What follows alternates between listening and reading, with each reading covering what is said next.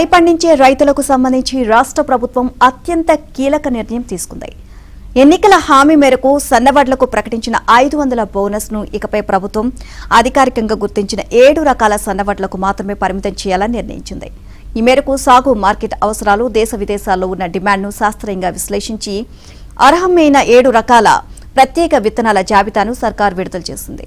ప్రభుత్వ ప్రకటన ప్రకారం బీపీటీ 5204 సాంబ మసూరి ఆర్ఎన్ఆర్ 15048 తెలంగాణ సోనా, ఇక హెచ్ఎంటీ సోనా, జై శ్రీరామ్, కేఎన్ఎం 1638, డబ్ల్యూజీఎల్ 44 సిద్ధి, కేఎన్ఎం 7715 రకాల విత్తనాల్లో బోనస్ చెల్లింపునకు అర్హమైనవిగా గుర్తించారు. ఎన్నికల హామీల్లో భాగంగా రైతులకు బోనస్ ఇవ్వాలి అనుకున్నప్పుడు రాష్ట్రంలో 33 సన్నవడ్ల రకాలు ఉన్నట్లు వ్యవసాయ శాస్త్రవేత్తలు గుర్తించారు.